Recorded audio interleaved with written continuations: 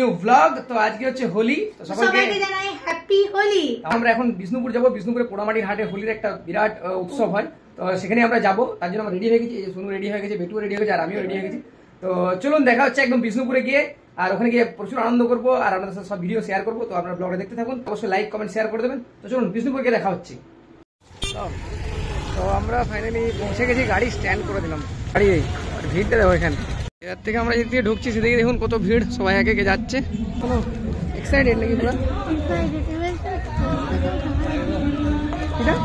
তো পোড়ামাটির হাটের কাছে পৌঁছে গিয়ে দেখলাম যে এখানে কিন্তু অলরেডি দোল খেলা শুরু হয়ে গেছে। আর বিষ্ণুপুর এবং বিষ্ণুপুর পার্শ্ববর্তী যে গ্রাম ছিল সেখান থেকে কিন্তু প্রচুর মানুষ এসেছে এখানে দোল খেলতে।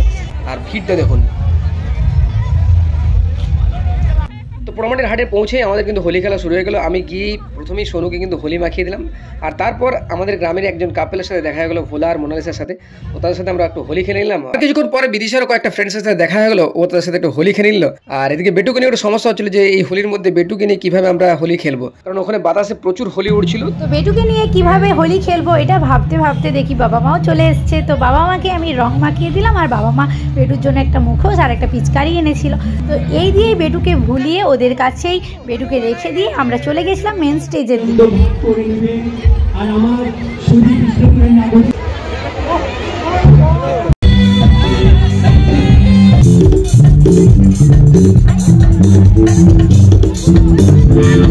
আর স্টেজের কাছে এসে আমার কয়েকটা ফ্রেন্ডস এবং রিলেটিভস সাথে দেখা হয়ে গেল, আর তাদের সাথে হোলি খেলে আমরা এবার চলে গেলাম মেন জায়গা যেখানে ডান্স হচ্ছিল সেইখানে।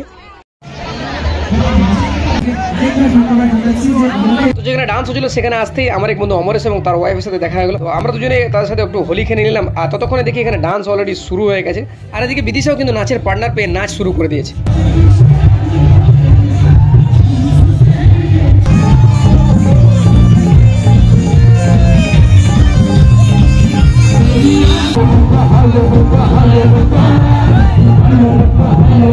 এখানে কিছুক্ষণ নাচানাচি করার পর আমরা আবার চলে এসেছিলাম বেটুর কাছে, বেটুর সাথে দেখা করতে, বেটু কি করছে না করছে সেটা দেখার জন্য। তো বেটুকে দেখতে এসে এখানে পম্পাদি আর সিদ্ধার্থ দার সাথেও দেখা হয়ে গেছিলো। তো ওদেরকেও রং মাখিয়ে দিলাম, তারপরে ওদের সাথে আবার চলে গেছিলাম মেন যেখানে নাচের অনুষ্ঠানটা হচ্ছিল ওইখানে।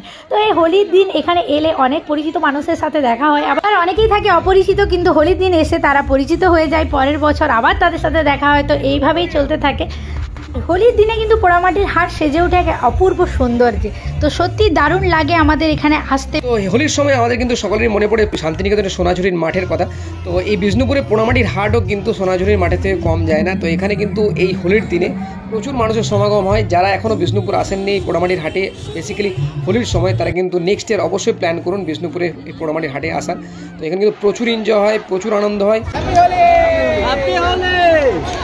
তারপর আমাদের যে নতুন ফ্রেন্ডসদের সাথে দেখা হয়েছিল ওদেরকে আমরা টাটা করে দিলাম। তারপর আমার আরও কয়েকজন পরিচিত মানুষের সাথে দেখা হয়ে গেছিলো, তাদেরকেও হোলি দিয়ে দিলাম আর তাদের সাথেও গল্প করে নিলাম। আর তখনও কিন্তু পোড়ামাটির হাট বেশ জমজমাটি ছিল, কিন্তু আমাদের এবারে বাড়ি ফিরতে হবে কারণ অনেকটা দেরি হয়ে গেছে। বেটুকেও এবারে বাড়িতে এসে খাওয়াতে হতো, তো সেই কারণেই আমরা বাড়ি চলে যাব। তো তারপরে যে বেটুর কাছে গেলাম আর ওখানে যে একটু স্লাইস খেয়ে নিলাম, আর তারপর ওখান থেকে আমরা বেরিয়ে পড়লাম। তো চলুন টাটা বাই, সবাই ভালো থাকবেন। আর আশা করি সবাই হোলি দারুণভাবে এনজয় করলেন। তো যারা যারা পোড়ামাটির হাট আসেননি তাদেরকে রিকোয়েস্ট করবো একবার অন্তত পোড়ামাটির হাটে এসে হোলিটা এনজয় করুন। ভিডিওটা ভালো লাগলে লাইক কমেন্ট শেয়ার করবেন, আর চ্যানেলে নতুন হলে চ্যানেলটি সাবস্ক্রাইব করবেন। আর যারা ফেসবুক থেকে দেখছেন তারা অবশ্যই ফেসবুকের আইডিটি ফলো করে দেবেন। তো চলুন টাটা বাই, দেখা হচ্ছে পরে কোনো ভিডিওতে।